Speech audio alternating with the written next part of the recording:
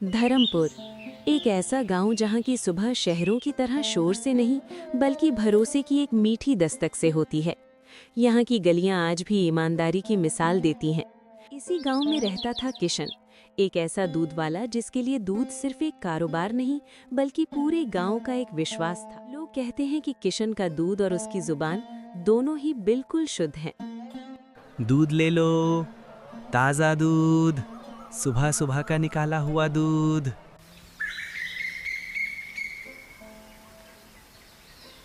अरे किसान, आज सूरज चढ़ाया, फिर भी तुम अभी तक नहीं आए थे।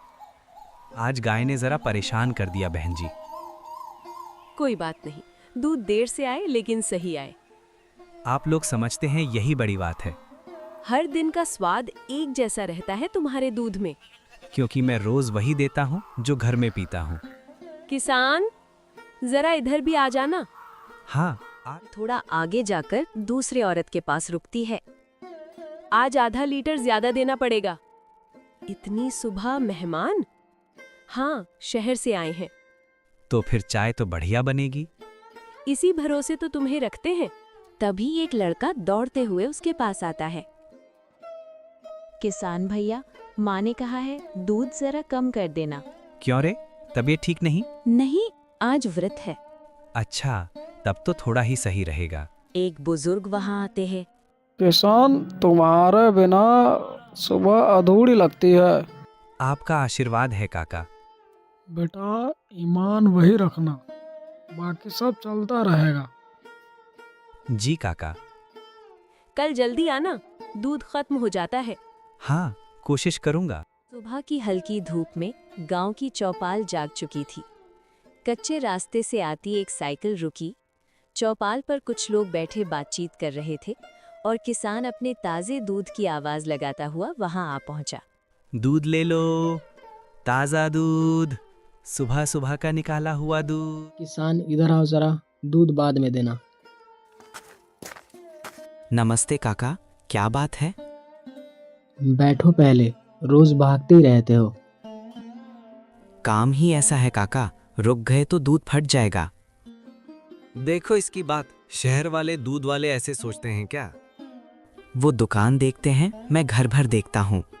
इसीलिए तो लोग तुम्हारे भरोसे बैठे हैं। कितने घर हुए आज? अभी तो आधा गांव बाकी है। थकते नहीं हो?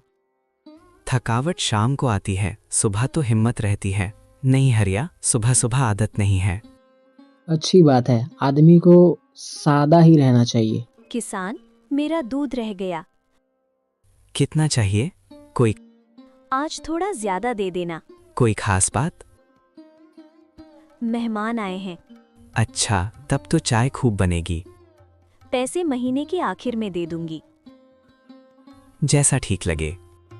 देखा काका, कितना भरोसा करता है। और गांव इस पर भरोसा भी करता है। शहर का दूध छोड़ना सही फैसला था। आप लोगों की दुआ बनी रहे बस। अच्छा काका, अब चलता हूँ। जा बेटा, समय से आना कल भी। जरूर। शाम ढल चुकी थी।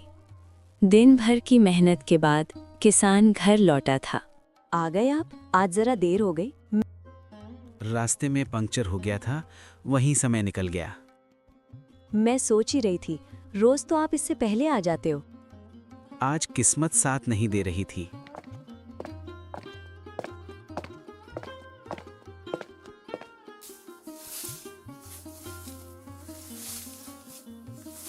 मैंने आज सारा दूध निकाल कर रख दिया है। अच्छा किया। ये वाला दूध घर के लिए अलग रखा है। कितनी बार कहा है, बेचने वाला और घर वाला दूध मैंने रखा तो है, बस पहचान के लिए बता रही थी। अलग अलग रखो। ठीक है।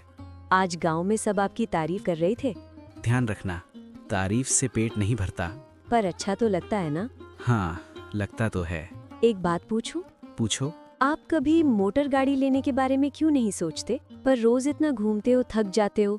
इस साइकिल में ही सब ठीक है। थकान दिखनी चाहिए, तभी तो लोग भरोसा करते हैं। अगर आराम से घूमने लग गया तो लोग सवाल पूछने लगेंगे। मतलब लोग क्या पूछेंगे? आप यही कि इतना पैसा कहाँ से आ रहा है। जैसा ठीक समझो। खाना ठंडा हो जाएगा, बस सब ठीक रहे। मैं थोड़ा काम निपटा कर आता हूँ, आ जाऊंगा। दूध बांटते बांटते किसान गांव की गली से निकल चुका था।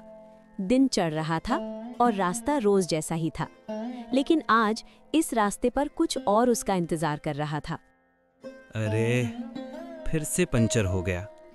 अब ये साइकिल भी बूढ़ी हो गई। किसान भैया, रोज रोज यहीं आ रहे हो, कहूँ तो बुरा मत मानना, नई साइकिल ले लो। अरे कहाँ भाई, दाल रोटी चल जाए वही बहुत है। भैया खड़े क्यों हो, इधर आके बैठ जाओ।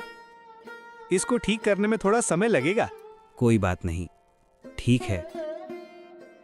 एक प्लेट भजिया लगा दो। अभी लाया। भजिया जरा तीखी है।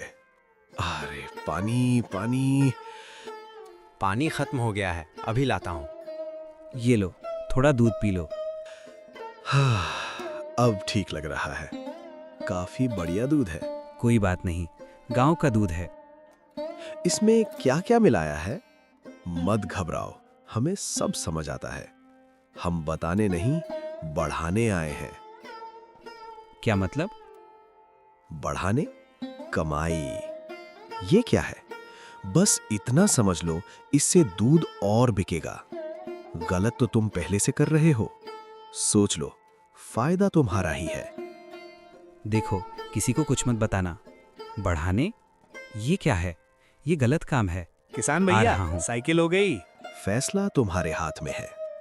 आ रहा हूं। शाम तबेले की पीली रोशनी में सिर्फ दूध के केन ही नहीं रखे थे, वहां एक फैसला भी रखा था जो किसान की जिंदगी बदल सकता था। बाहर गांव उसे ईमानदार कह रहा था, लेकिन अंदर उसके मन में एक नई ख्वाहिश जन्म ले चुकी थी। ख्वाहिश जल्दी आगे बढ़ने की। और अक्सर ऐसी ख्वाहिशें इंसान को उस मोड़ पर ले आती हैं जहां सही और गलत की रेखा धुंधली पड़ जाती है।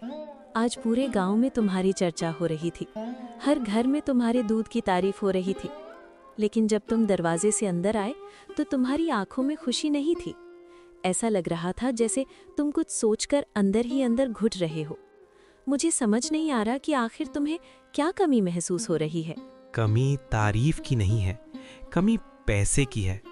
रोज सुबह 4 बजे उठना, साइकिल पर पूरे गांव का चक्कर लगाना, रास्ते में पंचर, धूप, पसीना और महीने के आखिर में हाथ में वही थोड़े से पैसे। कभी सोचा है कब तक ऐसे ही चलता रहेगा? लेकिन हम भूखे तो नहीं सोते, घर चल रहा है, लोग सम्मान करते हैं। क्या यही काफी नहीं है? हर किसी को इतना भरोसा नहीं मिलता जितना तुम्हें मिला है। भरोसा सम्मान देता है, लेकिन आराम नहीं देता। मैंने भी सपने देखे थे, एक दिन अपनी मोटर गाड़ी हो, बड़ा तबेला हो और लोग दूर दूर से दूध लेने आए। लेकिन इस साइकिल से वो सपना पूरा नहीं होगा। कुछ बदलना पड़ेगा।